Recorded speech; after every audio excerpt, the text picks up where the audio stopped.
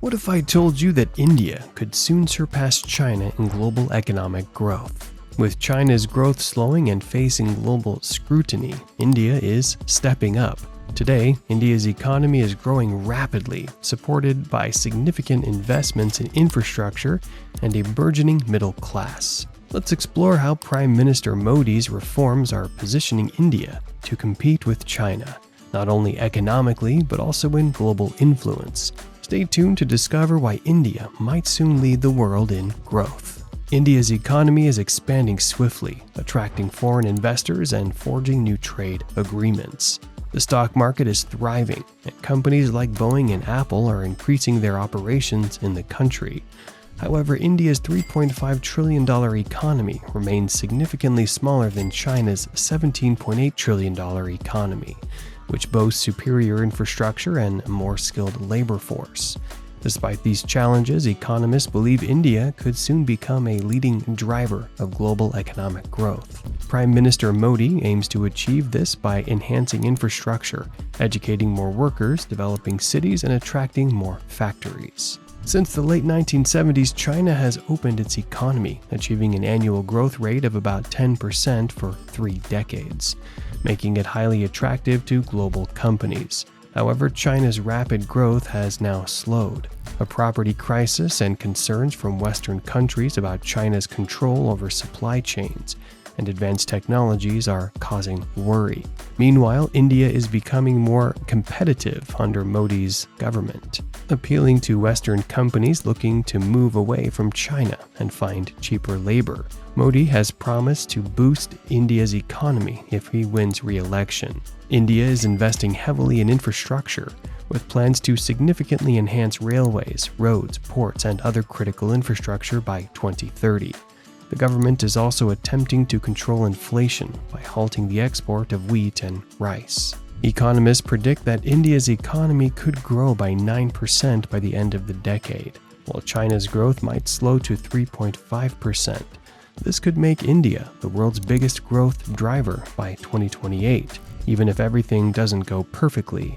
However, predictions could change suddenly due to unexpected events or economic shocks. In a recent interview, India's chief economic advisor advised against direct comparisons between India and China due to China's much larger economy. However, he highlighted India's growth potential driven by its youthful population, ongoing infrastructure development, and the possibility of expanding its middle class to 800 million people, making it a significant attraction for foreign investors. The advisor emphasized that India's appeal goes beyond cost competitiveness, citing factors such as robust marketplace, favorable policies for international investors to repatriate funds, and stable legal frameworks. India's aviation sector shows great promise. Last year, major Indian airlines like Indigo and Air India set records by ordering nearly 970 aircraft from Airbus SE and Boeing.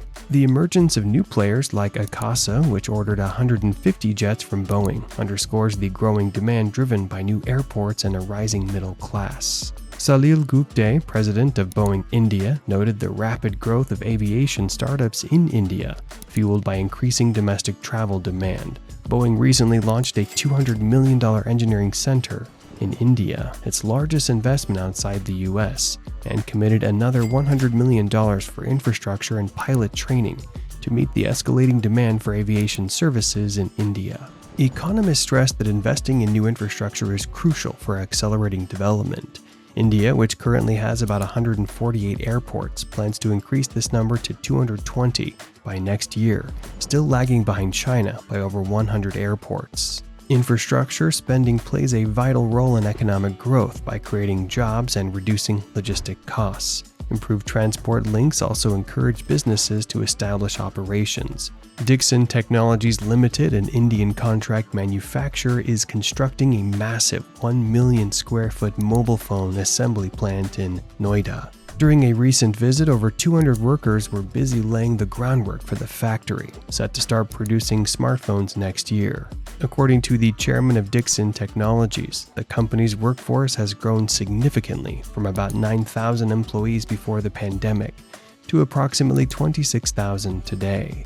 He highlighted the shift towards establishing large-scale manufacturing facilities in India, similar to those in China, where thousands of workers were employed and sometimes live on site. Expanding India's manufacturing capacity is crucial for driving economic growth. Unlike the service sector, which primarily employs educated workers, manufacturing provides opportunities for a larger number of less skilled workers. A professor at the Institute of Economic Growth in Delhi emphasized the importance of manufacturing in absorbing surplus agricultural labor into productive employment. He pointed out that India's most popular state, with its significant agricultural base and high unemployment, provides a ready workforce for industrial expansion.